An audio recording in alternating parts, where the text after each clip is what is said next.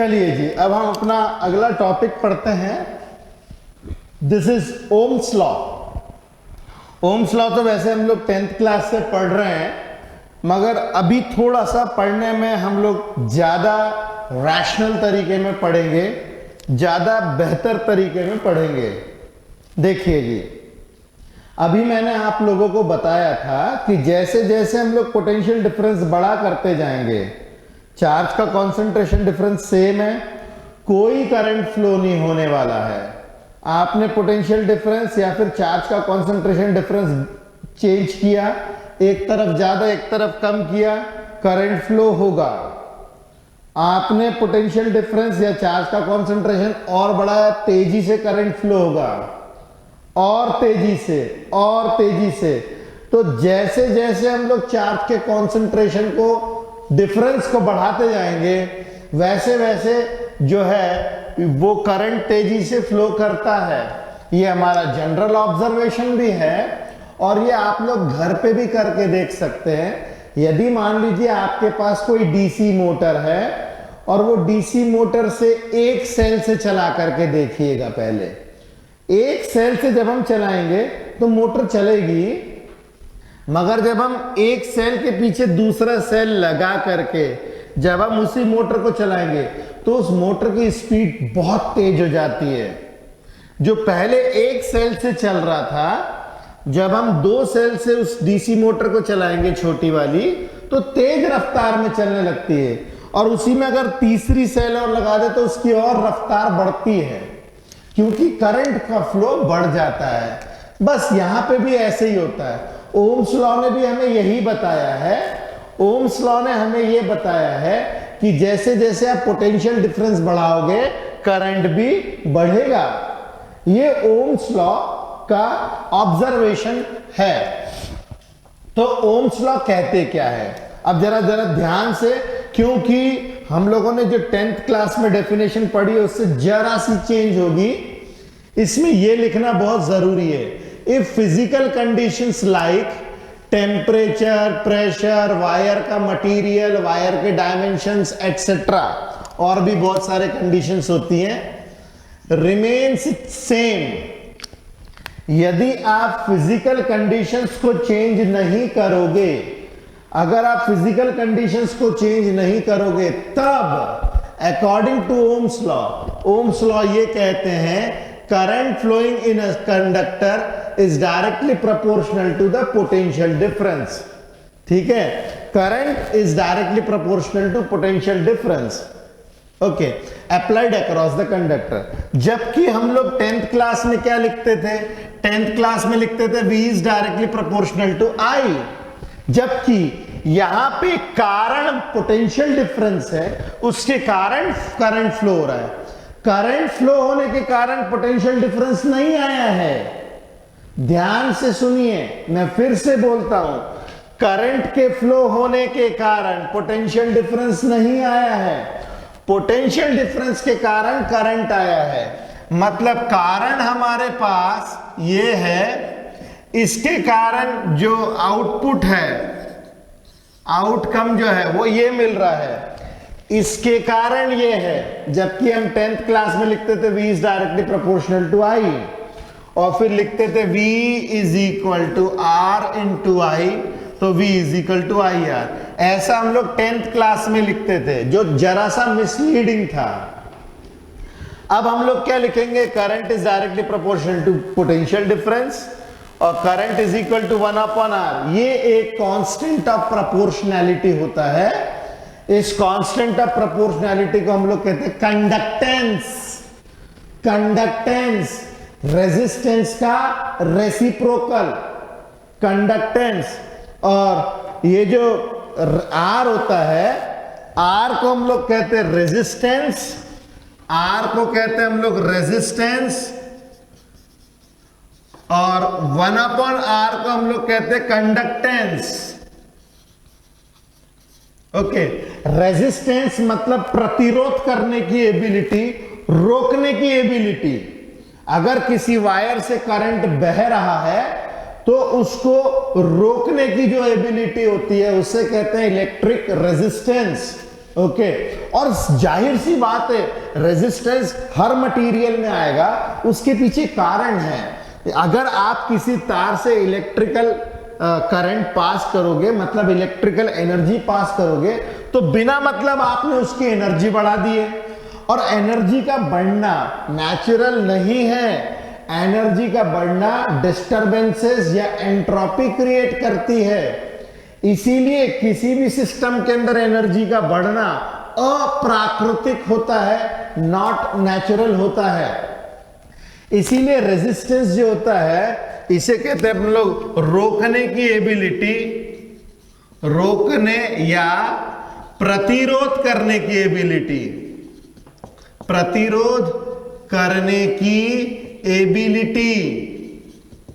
जबकि कंडक्टेंस होता है फ्लो करवाने की एबिलिटी, कितने आसानी से फ्लो करवा रहा है।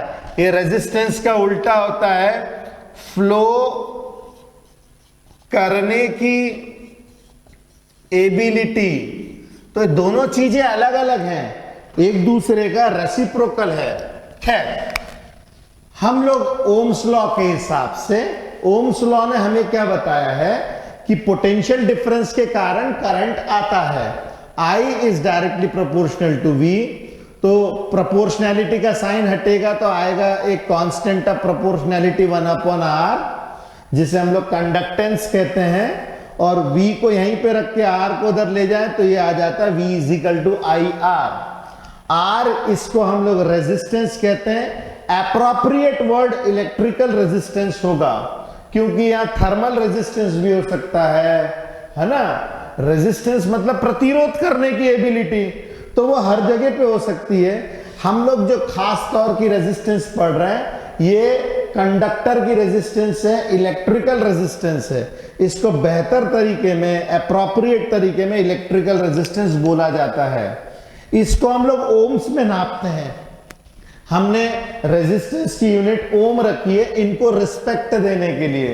ओम के नाम पे ही हम लोगों ने ओम्स इसकी यूनिट रखी है और इसको ग्रीक लेटर ओमेगा से डिनोट किया जाता है ना। ये ऑक्टोपस जैसा आप बना दीजिएगा, ये इस तरीके का, ये डिनोट करता है ओम्स। ओम्स मतलब रेजिस्टेंस की यूनिट। ओके अच्छा, अगर इसी फॉर्मूले से हम देखें तो R को लिख सकते हैं V/I। अगर R को मैं V/I लिखता हूं तो हम ऐसा लिख सकते हैं 1 ओम = 1 volt upon 1 ampere. 1 volt upon 1 ampere. इसका मतलब यह है कि यदि किसी तार में 1 वोल्ट के पोटेंशियल डिफरेंस पे उस तार को रखा जाए, when a wire is kept at a potential difference of 1 volt and 1 ampere current is passing through the conductor, तब हम ये कह सकते हैं कि वो 1 ओम का रेजिस्टेंस ऑफर कर रहा है। मैं यहां पे बताता हूं, इसकी डेफिनेशन को हम ऐसे भी लिख सकते हैं, इसकी डेफिनेशन को हम ऐसे भी लिख सकते हैं, when 1 volt, when a conductor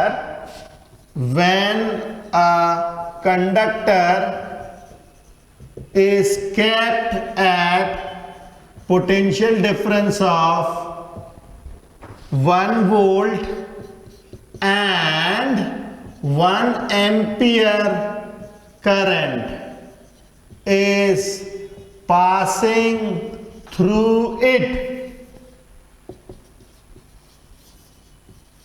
then it is offering the resistance of 1 ohms। 1 ओम की जो टेक्निकल डेफिनेशन यहां से बनती है, यदि हम किसी तार को 1 वोल्ट के पोटेंशियल डिफरेंस के ऊपर लगा दें और यदि उसमें से 1 एम्पियर का करंट पास हो रहा होगा, तब हम यह कह सकते हैं कि वो 1 ओम का रेजिस्टेंस ऑफर कर रहा है, रोक रहा है। ओके, तो अब हम लोग जो है कैरेक्टरिस्टिक ग्राफ देखेंगे ओम्स लॉ का। ये जो कैरेक्टरिस्टिक ग्राफ है, characteristic graph of Ohm's law, जिसके अंदर में हम लोग एक्स एक्सिस के ऊपर रखेंगे v और y एक्सिस के ऊपर रखेंगे I। v हम लोग रखेंगे वोल्ट्स में और I रखेंगे एम्पियर में। तो characteristic graph of Ohm's law जो है वो हमेशा ओरिजिन से निकलता है। ये बात पक्की है कि जब आप पोटेंशियल डिफरेंस नहीं दोगे तो करंट भी जीरो रहेगा। ये ग्राफ श्योर है, 100% श्योर है, ये ओरिजिन से ही पास होगा। आप ओम्स लॉ का ग्राफ यदि ऐसे बनाते हो, ऐसे, तो ये ग्राफ सीधा सीधा गलत है, क्योंकि ये ग्राफ जो है ये पोटेंशियल डिफरेंस जीरो है तो करंट जीरो नहीं है। ओम्स लॉ का ग्राफ गारंटेड ओरिजिन से ही पास होता है, पक्की बात है। तो ओम्स लॉ का जो ग्राफ होता है, ये कैरेक्टरिस्टिक ग्राफ हमेशा ओरिजिन से पास होगा, कुछ इस तरीके से।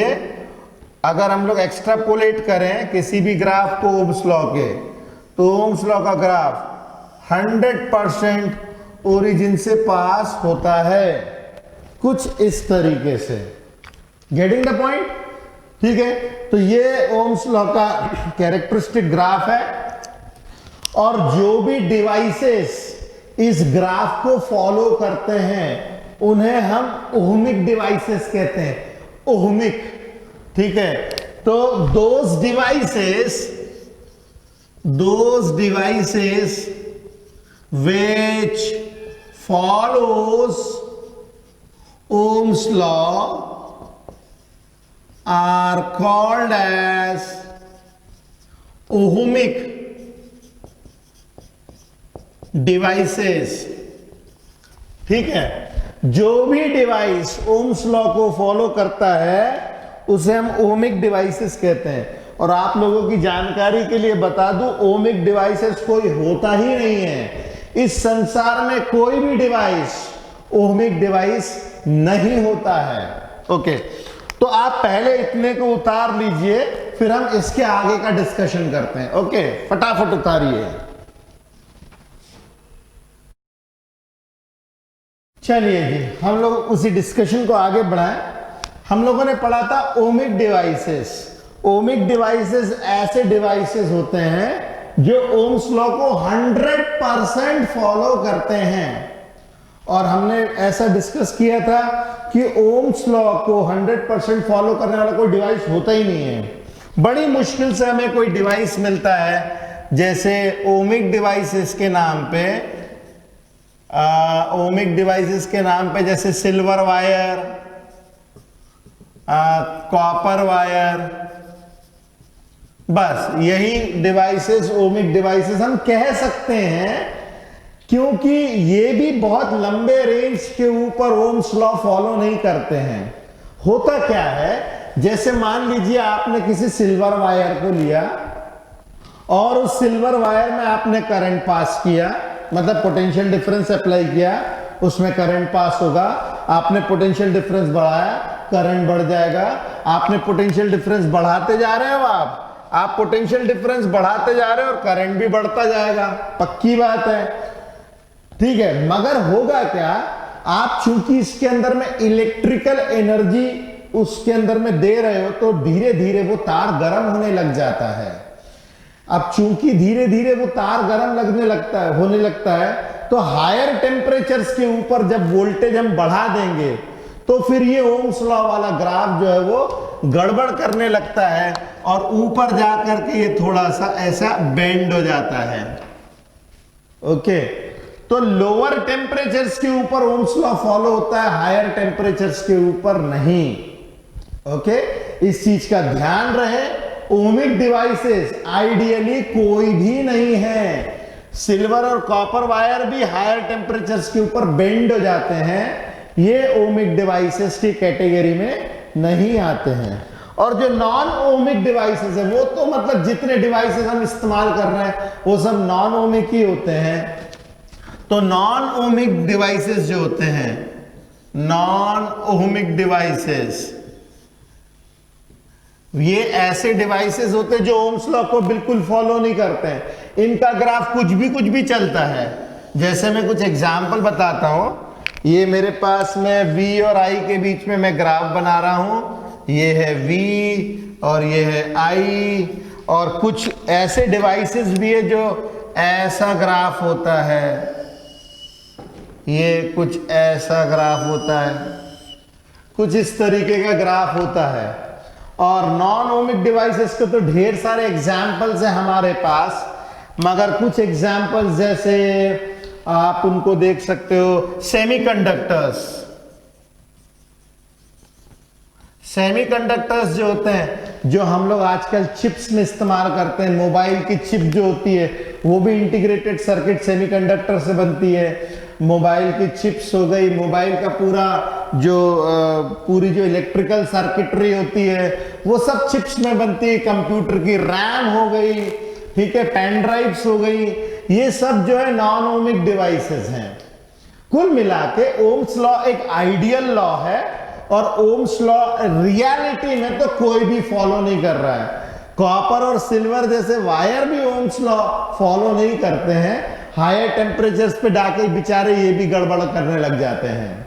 ओके, तो ये तो हो गई कैरेक्टरिस्टिक ओम्स लॉ की बात। अब हम क्या करते हैं, रेजिस्टेंस का हम लोग निकाल लेते हैं डायमेंशनल फॉर्मूला। यूनिट हमने देख ली है, तो डायमेंशनल फॉर्मूला ऑफ रेजिस्टेंस में निकालता हूं। डायमेंशनल फॉर्मूला ऑफ रेजिस्टेंस, तो हम लोगों ने पढ़ा था resistance is equal to V upon I। Okay, I तो यहां पे जो है मतलब बेसिक क्वांटिटी है, तो उसको चलने देते हैं। पोटेंशियल डिफरेंस होता है वर्क डन अपॉन चार्ज, ठीक है।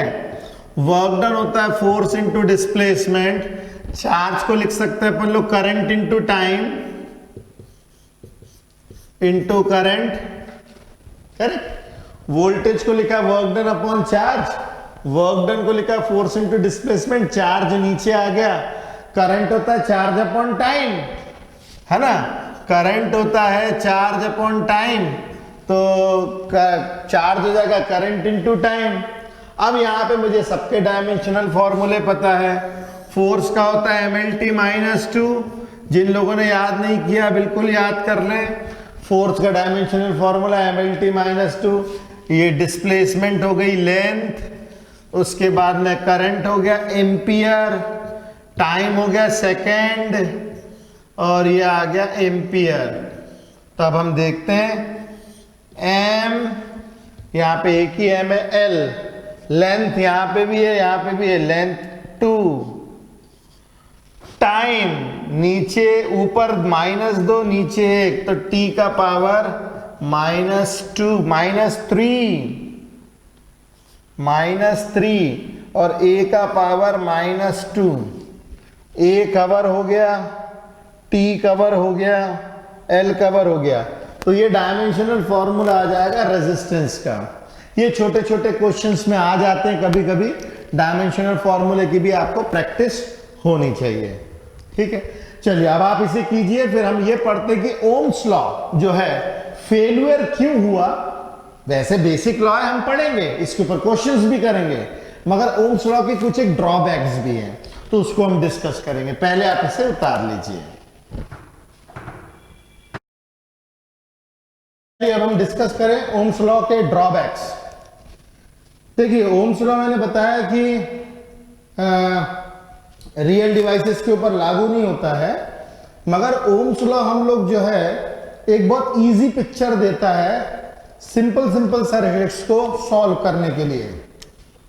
वैसे ओम्स लॉ तो प्योर एल्यूमिनियम और कॉपर और सिल्वर के लिए भी थोड़ा सा डिविएट हो जाता है हायर टेम्परेचर्स के ऊपर।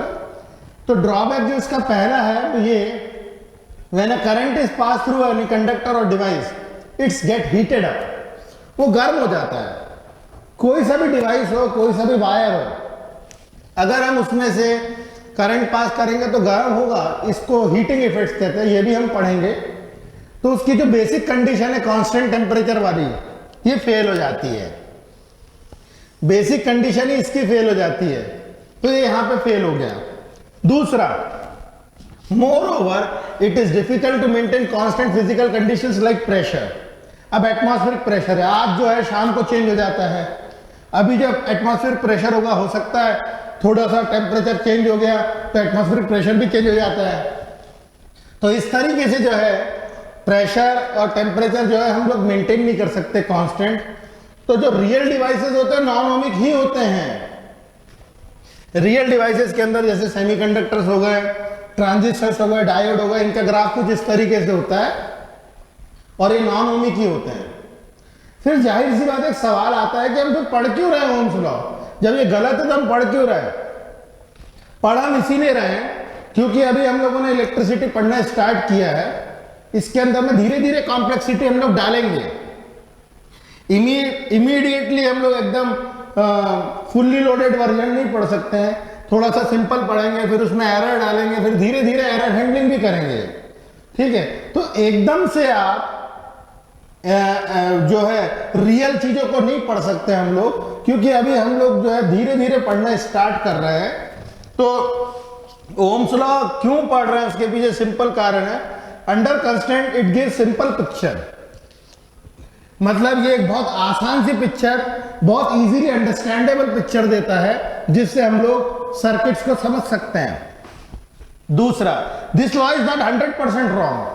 यदि आप टेम्परेचर मेंटेन करो, प्रेशर मेंटेन करो लिमिटेड जगह पे, तो ये गलत नहीं है, मगर ये होता नहीं है, ठीक है। यदि आप कर लो तो फिर ये लॉ सही है, ठीक है। वैसे देखा जाए तो नॉन ओमिक डिवाइसेस के लिए ये लॉ फॉलो नहीं करता है, मगर मेजॉरिटी ऑफ द केसेस में यदि हम कंस्ट्रेंट्स को मेंटेन कर लें तो ओम्स लॉ जो है फॉलो करता है।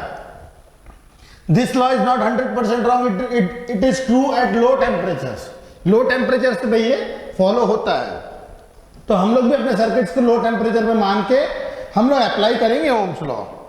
सिंपल सर्किट्स जो है आइडियली ये काम करता है उसके ऊपर, ठीक है।